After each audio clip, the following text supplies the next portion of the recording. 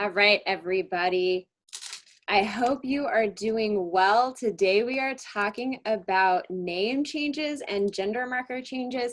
Just so everybody knows, if you want to have any questions, just feel free to email me at info@saralawpllc.com, and I'm happy to answer any of those questions for you.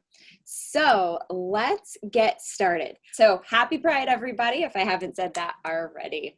All right, a name change in Texas. To legally change your name, you need a court order, all right? So that's something specifically from a judge that says, I grant that Alexera can change her name to Diamond Sparkles. Not kidding, you can do it in the state of Texas, okay? But if you don't have that court order, you can go by a nickname, family, friends, whatever, but on your legal documents, you have to use your legal name. Right? So if you don't have a court order, you can't change your name on official documents. Once you do have an order, however, you can change your birth certificate, your driver's license, your social security card, literally anything you want. Some of you have been divorced. A lot of times ladies like to keep their last names if they're the same last names as their kiddos. It just makes things easier. So they don't go back to their maiden names after they divorced. However, you can do that later. So let's say all your kids have turned 17 or they're off your insurance. You don't need anything like that. So you want to change your name back to your maiden name. So if you didn't do that during the divorce, then you can do it later. And that's super easy to do yourself, okay? If you are in the middle of a divorce, you need to think critically about whether or not you want to change your name back to your maiden name, if you want to hyphenate it, how you want to do that, because you can change your name right in one shot in a divorce decree. So a divorce decree serves as that order you can use to change your license, all right? You have the right to change your name for literally any reason whatsoever. You don't have to tell a judge why, except it can't be to get away from creditors or to, get away from your criminal history. Pro tip, right? All your aliases are in the NCIC database. So that's where they keep track of criminal records. And so you can't just keep changing your name to run away from that history. All right, so name changes are pretty simple. So changing your name is an easy do-it-yourself process. I'm going to teach you how to do it right now. You prepare a petition to change your name of an adult. That's what it's called. It has your identifying information like name, date of birth, address, stuff like that, and any criminal history you may have other than Class C. So if you picked up a public intoxication, traffic tickets, things like that, we don't care about that. They just want to know if you've gotten a DWI, if you've been convicted of a possession of marijuana charge, those kind of things. And just because you disclose that, it's not going to affect your ability to have a name change unless you have to register as a sex offender or you are a felon. Felons cannot petition to change their name until 2 years after the end of their sentence. So whatever your sentence was, probation, jail time, you can still be eligible to change your name, except you gotta wait 2 years after that sentence is over. Get a fingerprint card. So fingerprint cards are easy to come by. Just make sure you get one of those. You'll need to file that with the petition. Not all courts require a background check. I've found courts in El Paso are 50-50. So some people have had to get one, some people haven't. I dropped the link in here so y'all will know where to get one. So you take all of these documents and you file them with the district clerk plus a civil information sheet. So civil information sheet is available on the El Paso County website. It's just basically more information about you. You can e-file it, which is totally online, or you can scan the documents and file everything online or in person, okay? I don't know if the district clerk is open right now, and we've been filing everything e-file, but that's an option as the courthouse opens up. More about changing your name, all right? Filing fees. The filing fee is about $300 for a civil case. If you need to change your name and you can't afford that, you can qualify for a waiver of fees by using a statement of inability to pay. So it'll ask you a bunch of questions. If you fall under the threshold, then you're good to go. You won't have to pay that filing fee. If you make too much money, you'll pay the filing fee when you file. So that's another document that it just depends on your situation, whether or not you're gonna need. So you file all the documents, now what? It's time to set or attend a hearing.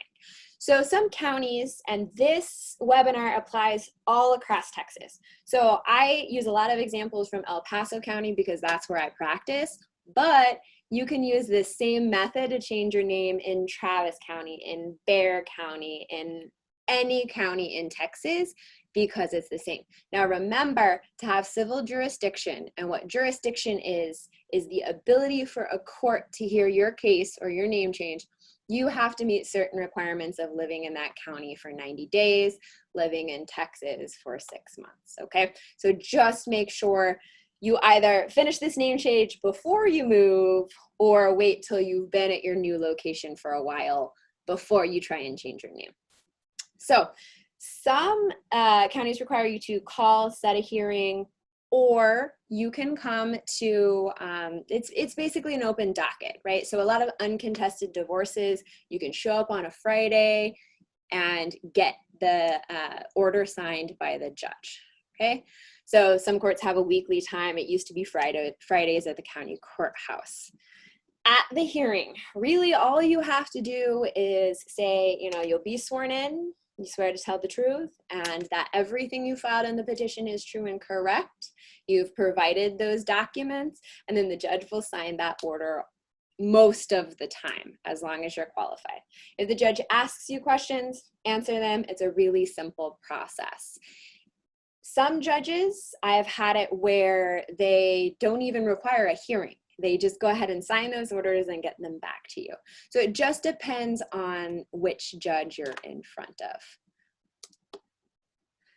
So forms for El Paso County, I've dropped a link in there. You can also Google search district clerk of whatever county you're in to get those particular name change forms. It doesn't have to be anything formal, okay? A name change isn't this crazy contested process where you have to do a lot of work. A lot of people go pro se, which means, you know, on your own, and change your name, fill out the form to the best of your abilities. Judges are real friendly about this stuff, unless, of course, as I said, you're trying to hide something by changing your name, okay? Pretty much the same process all across Texas. Here's an example of what you're going to find on the website when you look up civil filing fees, okay? It's a petition for the name change of adults, and it'll go through, these are each individual fees with a total of $297, and then there's a processing fee. So budget about $300 to get your name changed, or file that inability to pay affidavit, okay? Now, what about a name change for minors? This comes up super frequently. Okay, let's say somebody gets divorced, or dad's no longer, or mom is no longer in the picture, and they want to change names. For example, you have the guardians are now the grandparents, the legal guardians, and they want to change to the grandparents' last name. Can you do that? Absolutely. But everyone who is a legal guardian has to agree. So let's say you're a single mom, you have the kiddos, you want to change those kiddos into your last name, all right? Well, dad still has guardianship, conservatorship, still has parental rights. You have got to get permission, consent in writing or at a hearing from dad. Doesn't matter if he's gone, if you haven't heard from him for a period of time, if he's not paying child support, whatever the case may be. Same thing with mom. Mom's out of the picture, she's gone, she's not paying child support. You still have to get her consent if she still has any sort of legal rights to that child. If either parent has terminated their parental rights, then it's a non-issue. If that parent is deceased, it's a non-issue. In the case of grandparents that are legal guardians, if both parents have terminated their parental rights, grandparents are legal guardians, they can go forward. If the child is 10 or over, the child has to agree. Because you can imagine the problems with changing a first or last name to a child who is 10 years old or older. Okay, so child has to agree if they're 10 or older, both parents have to agree. If you do not know where the other parent is, say mom's gone, right? You will have to file the petition for name change. Then you're gonna have to publish, in most cases, right, service by publication, or if you know where they are, you can send a process server to serve them the petition and notice of a hearing. Then you set that hearing, you show up with the kiddo, the judge is gonna ask you some questions, and if that other parent doesn't show up, they're going to default judgment in your favor. You're gonna get the name change that you want. But you will have to prove that the parent who was gone is gone and has been properly served. So those are the important things that you need to know. I've dropped a link to a toolkit that also can be helpful for you. All right. Now, let's take a look at gender marker. So gender marker, if you don't know what that is, it's your gender identity on your legal documents. Sometimes that's representative of who you are. I am female on my documents. However, in some cases, that is not indicative of your personal gender identity, like if you're transitioning or in other types of cases. So in Texas, you absolutely can change that, which blew my mind because we're Texas. So luckily, that's an option. Now, unlike name changes, okay, gender marker changes are discretionary, meaning that depending on what judge you're in front of, they could grant it, they may decide not to grant it. So, same steps as above: petition, fingerprints, background check, throw that in there. Here's an example that's used in Travis County. So all you would have to do is click on this link if you wanted to do it yourself, go through that petition, fill it out, and then change, you know, from Travis County to El Paso County, okay? But this is just an example. It's often easier to get a lawyer to do this one because we know the ins and outs of what's going on. But again, I want to be able to empower you all to do these things yourself. So it's absolutely possible. You'll need to put a section in the petition that the change in your gender marker is in your best interest. So basically, I just say that, right?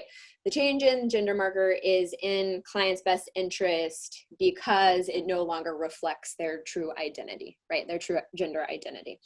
And then you also have to prove that through a different type of document. So you can get a letter from your doctor that says you have, that you're transitioning. You can provide proof of hormone therapy. You can provide proof of going through counseling.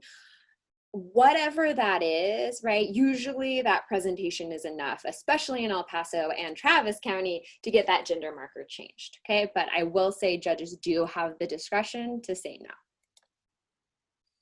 What about for a minor? So you still can, if your minor needs a gender marker change, it's the same process essentially as the name change for minors, okay? So your petition, your consent, you have to serve the other party if there's another legal guardian, etc. 10 or over has to agree, all right? This one might be best, again, to contact an attorney because we're dealing with a lot of different parties here. It's different for a child than for me to say, you know, I no longer identify with my gender, I'm going through a transition, and then go on my own to do this, okay? So there's a lot of moving parts when we're talking about minors. Might be best to hire an attorney. So what about both? You want to change your name and gender marker. The cool thing about this is you can do it all on one petition. So then you only have to pay one filing fee instead of 2 filing fees. I know several people that have changed their name first, then go through transition treatment, and then decide to change their gender marker on legal documents. So that's 2 separate hearings. If you're sure you want to change both, get it done in one, and then 1 hearing, 1 filing fee. Now, what do you do after you get the court order? So let's say you got your gender marker and you changed your name. Cool, you have an order, everything is good to go. Can you just automatically use your new legal name? No, right? If you get pulled over on the way from the courthouse to your house or to the Social Security office to change your Social Security card, you're still your old legal name, okay? You got to get those licenses changed. So it depends on the type of entity. You can get your license changed to female, male. Unfortunately, there's no non-binary genders, okay? So it's either female or male in Texas. Those are what's recognized. If you don't have a license, your license is suspended, something like that, you can absolutely do it with your state issued ID. So regardless of whether you have a driver's license, you're eligible for a driver's license. If you have a state issued ID, it works that way too.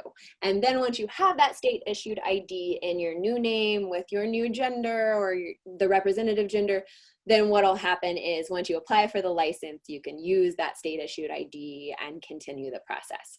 I always recommend doing the ID first because you're gonna need that change plus the court order to then birth certificate. You absolutely can do that.